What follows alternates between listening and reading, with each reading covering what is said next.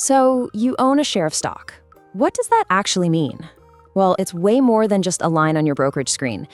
You're literally a part owner of a real business. And as an owner, you know what that means? You're entitled to a piece of the profits. But that's the big question, isn't it? If a company's raking in millions of dollars, what does that actually mean for your single share? What is your specific slice of that profit pie? Well, that's where this super important number comes in, earnings per share, or what you'll almost always see as EPS. Think of it as the ultimate tool for slicing up that giant profit pie. It tells you exactly how much profit belongs to each and every share. Okay, so how do we calculate this magic number? It's actually a pretty simple formula, and it really just comes down to 3 key ingredients. Let's decode this thing one step at a time. Ingredient number 1 is net income. This is the big one. It's the bottom line, the total profit the company has left after everything has been paid for. We're talking salaries, rent, materials, taxes, the whole shebang. This is the total pie that we, the shareholders, have a claim to. Next up, we have to subtract something called preferred dividends. Now, some companies have this special class of shareholders who kind of get to cut in line. They get paid their share of the profits first. So since that money is already spoken for and isn't available to common shareholders like most of us, we've got to take it out of the total profit pool before we do anything else. And our third and final ingredient, shares outstanding. This is just a fancy way of saying the total number of shares that exist out there in the world. This number tells us exactly how many slices we're cutting that profit pie into. Simple enough, right? So let's put it all together. You start with the total profit. That's the net income. You take out the slice that's already promised to the preferred shareholders, and then you divide whatever's left by the total number of shares. Boom, that's your earnings per share. All right, knowing the formula is cool and all, but let's be real. Seeing it in action is where the magic happens. So let's do a little showdown, a head-to-head comparison between 2 fictional tech companies to see why this matters so much. In this corner, we have Company A, and in the other, Company B. Now, just looking at the big numbers, who would you bet on? Probably Company B, right? I mean, it's got $8 million in profit versus Company A's $5 million. Seems like a no-brainer. But hold on, is total profit really the whole story? Which company is actually making more money for its owners? For you, the shareholder. Let's run the EPS formula and find out. Okay, for Company A, we take its $5 million in profit, subtract that $200,000 in preferred dividends, and divide that by its 1 million shares. And we get $4.80. So for every single share, Company A earned $4.80. Not bad. Now let's look at our supposed champion, Company B.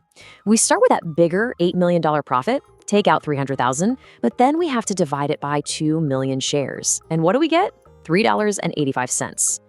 Wait a minute, that's a lot lower. So the winner of the EPS showdown is Company A.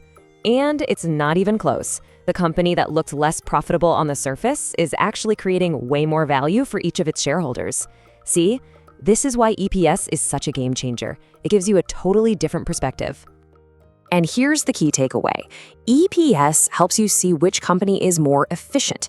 It's not just about how much money they make, but how good they are at making money for each share. Company A is just better at it.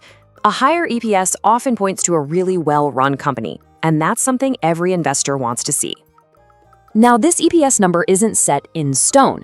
It's constantly moving around, and it changes for 2 main reasons.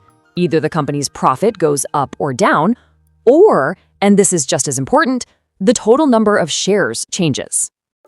To really get your head around that second part, the changing number of shares, I love this simple analogy. Just picture the company's total profit as a big birthday cake. So, you've got this cake.